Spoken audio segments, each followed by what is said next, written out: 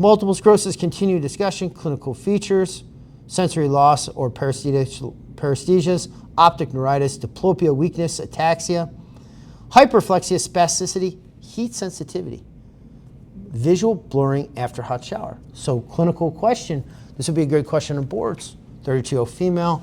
Notice for changes in her vision with blurring after taking a hot shower, then blah, blah, blah, blah, blah. You get an MRI. What are we looking for? Ronald McDonald's criteria, time and space. They had to have 2 separate MRIs showing different lesions at different places. Internuclear ophthalmoplegia, which is what? Inability to abduct. Remember, abduct adding to the body, abduct is spreading away, adduct adds to the body. Full abduction of the other eye, which shows horizontal nystagmus. Inability to abduct, involved eye, and there's full abduction of the other eye. So you have one eye unable to turn in with full abduction of the other eye, which shows horizontal nystagmus. Paradoxical symptoms can have dysarthria, ataxia, tonic contractions. Liedermeier's sign, which is a shock-like sensation radiating to the back on neck flexation. We're flexing our neck forward, and what? We have a shock-like extension to the back of the neck, going down our spinal. Most common clinical presentation relapses are optic neuritis, myelitis, and brain stem and cerebellar symptoms. Excuse me, let me go back to say that again. Most common clinical presentation relapses are optic neuritis, myelitis, and brain stem cerebellar symptoms. Subacute visual defect in one eye along with pain on ocular movement. Color desaturation. Afferent pupillary defect causing paradoxical dilation of the pupil. We talked about this. Dilation of the pupil when light is rapidly shifted from unaffected to the affected eye. So you shine the light in the eye, you're going to have dilation instead of constriction of the pupil. Continued discussion of multiple sclerosis. Diagnosis McDonald criteria requires evidence of demyelination and dissemination in both space and time and space. Must be at least last for 24 hours. Must be typical for MS. The symptoms must be typical for MS. Must be at least 30 days between the first and subsequent attacks. Found on 2 or more parts of the CNS. So MRI of the brain and spinal cord, which shows periventricular bright T2 lesions, contrast enhanced with active disease, ischemia, and migraines. This can also be seen in what? Ischemia and migraines. Ischemic disease and migraines can also present with this. CSF will have all clonal bands. These are lymphocytic pleocytes abnormally increase in CSF white blood counts. Normal white opening pressures on the LPs, all identical IgG bands, so there's greater than 95%. They're elevated IgG index. Visually and auditory invoked potentials. This has gone away. The MRI has replaced those, they're not used. That's old school, is visual and auditory invoked potentials. All right, multiple sclerosis. Relapsing remitting course usually, but those who do not meet the 4 criteria are called clinically isolated syndrome.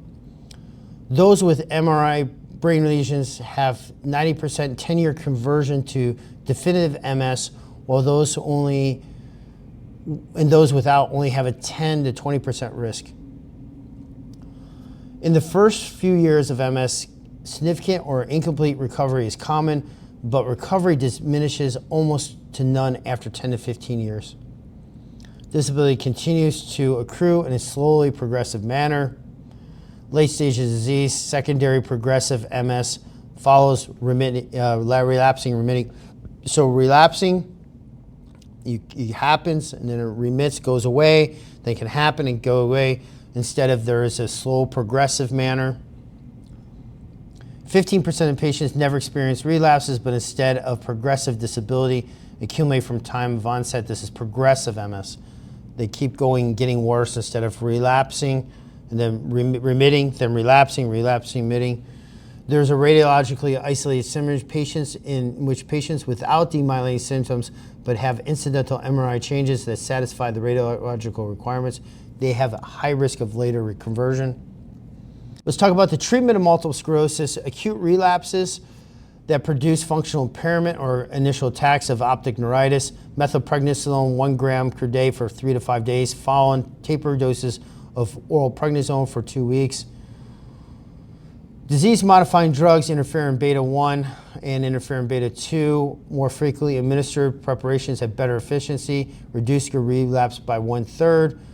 Glatiramer acetate is well-tolerated and reduces relapse rate by 1/3.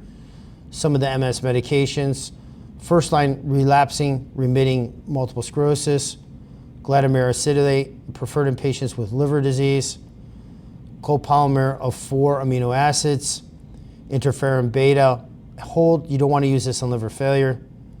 Natalitamab is used for patients who have not responded to other treatment plans. In liver dysfunction, you need to avoid fingomoid and interferon beta, natalizumab, or other medications. We'll talk about these. These are not used. This is historic, but just in case some weird question or if you have some weird, somebody presents this to you so you have an understanding of it, visual and auditory evoked potentials. Not used much anymore. It's historic. Shining a light in your eye and seeing in the light and seeing how long that reflex arc took to come back to a response. If there was damage to the neural structure, then shining the light, there would be a delay in output. Auditory evoked potentials, sound in the ear and seeing how long the time to the output from the sound in the ear. So basically timing it. If there's damage to the neural structure, remember we talked multiple sclerosis, there's scrosing of our neurons. In the pathways, there would be obstruction, a delay in the arc of visual and auditory stimulus. Internuclear ophthalmoplegia is lesion in the medial longitudinal fasciculus. The ABD deduction is unable to cross the midline. The abduction, the eye is unable to cross the midline, so they're not able to go out. The adducting eye develops some nystagmus. I know we keep talking about it. We're hitting this from different ways. So the adducting, the eye going inward, develops nystagmus. The ABD eye is unable to cross the midline, so it's not able to go past the midline.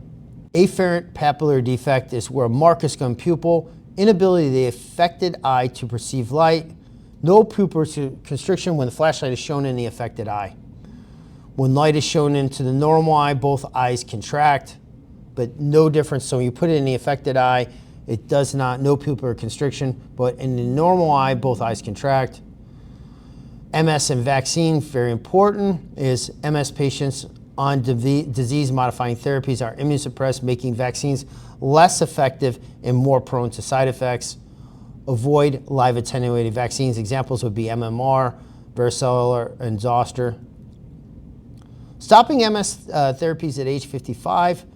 Therapies stop at age equal to or greater than 55, no relapse in the past 5 years. So if they're greater age equal to 55 or older, they've had no relapse in the past 5 years and have no new MRI lesions in the past 3 years while taking a disease-modifying therapy.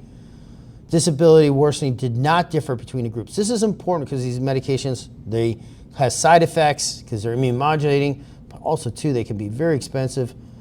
Adverse outcomes were the same. This is an exciting study. This is one, high-dose vitamin D and MS. So these have failed. Lower doses of vitamin D studies have failed. Remember we talked about vitamin D being important. This is oral calciferol. This is a very high dose of 100,000 versus placebo. What would the side effects with this be? One of the side effects, you get increased risk is kidney stones could be. This had 316 precipitants on there. This has been tried with lower doses. So remember, the normal dose of vitamin D is going to be 400 to 1,000 IU. So this is like 100 times. All right. So this study done was using diagnostic criteria, using the McDonald's criteria, dissemination of space and time, using 2 or more lesions, and presence of autoclonal bands were recruited. So these patients had they had MS. They had clinically isolated syndrome, refers to the first syndrome of neurological symptoms suggestive of MS that lasts at least 24 hours and did not explain the fever or infection. The ages of these patients were 18 to 55. And they were every 2 weeks. They were given this medication every 2 weeks for 24 months. MRI showed improvement in the old lesions and less new lesions. So think about this. Vitamin D, oral calciferol, 100,000 IUs versus placebo, okay? So these are patients had clinically isolated syndrome, showing they had first episode of neurological symptoms suggestive MS, okay, that were not explained by anything else. This is this is the group of people that we want to help where they don't get injured, ages 18 to 55. They're given this medication every 2 weeks for 24 months. The MRI showed improvement in the old lesions and less new lesions. So this is a great study. A 62-year-old male presents to the emergency department, status post 30 minutes of CPR. What are you going to see on imaging right here? What is this? I want you to look at this. This is cerebral edema. It's defined as abnormal water accumulation in the brain, parenchyma, leading to increased blood volume. Remember, this all goes back to this helmet in our brain tissue, that glob, that 3 pounds of glob that's sitting in that helmet. This process can lead to compromised cerebral perfusion and oxygenation. So the brain cells are swelled. So what do we have to worry about? The cytotoxic edema resulting from cellular injury. Remember, our brain is not completely anaerobic, but it just does not do well when it doesn't get constant blood flow and oxygenation. So we have failure of the pumps, of the sodium potassium pumps, leading to astrocyte and neuronal swelling while the blood-brain barrier remains intact. So what happens, you have vasogenic edema, and then the helmet, you can only expand this brain so far, and then you can have herniation. All right, let's go to this question. This is an unfair board question, because remember, all of them are unfair. So let's get up to this and go. Which of the following is the most appropriate initial pharmacological intervention to acutely reduce intracranial pressure in a patient? We've kind of gone through this before. Should already know this one, right? This is let's go with our choices. IV dexamethasone, intravenous mannitol, intravenous butamide, oral acetazolamide, intravenous melatonin. So this is a 58-year-old male who presents to the emergency department with decreased level of consciousness following a large ischemic stroke. On examination, he's somnolent with a GCS of 10 and has evidence of right hemiplegia. A CT scan reveals significant cerebral edema with midline shift. Which of the following appropriate initial pharmacological safety intervention to acutely reduce intracranial pressure in this patient? All right, so we should already know this answer to this question, because guess what? We've gone through this before. And sometimes the boards, they're going to give you the second line answer. They know that you probably already know the first, so what's the second line? Now, osmotherapy with intravenous mannitol, or preferably hypertonic saline, is a mainstay of acute management of cerebral edema and elevated intracranial pressure in the setting of acute ischemic stroke or traumatic brain injury. Mannitol acts as osmotic diuretic, pulling water out of the brain parenchyma and reducing intracranial pressure. Dexamethasone is used for vasogenic edema and is associated with brain tumors, not cytotoxic. So that's where you can get confused. Dexamethasone is indicated for vasogenic edema associated with brain tumors. Butamide and melatonin are investigational or not first-line therapy. Acetazolamide is not recommended for acute cerebral edema management. All right, let's get another question. Which of the following can be excluded before a clinical diagnosis of brain death can be made? Which of the following must be excluded? Hypothermia, drug intoxication or residual sedative effects, severe metabolic or endocrine derangements, D, all the above. Interesting question. A 45-year-old male is admitted to the ICU after massive subarachnoid hemorrhage. He's intubated and mechanically ventilated. After 48 hours, he remains unresponsive. On examination, he has no response to painful stimuli. Pupils are fixed and non-reactive to light. Corneal and occipital oculocephalic reflexes are absent. There is no gag or cough reflex. An apnea test is performed and there is no spontaneous respiratory. In fact, when the PCO2 raises, and we'll talk about this, we'll talk about the apnea test raises above 660 millimeters mercury, which of the following must be excluded before. So we're saying, what the heck do we have to have cleared before we can have a clinical diagnosis of brain death? So the answer is all the above. You cannot be, you have to be normothermic.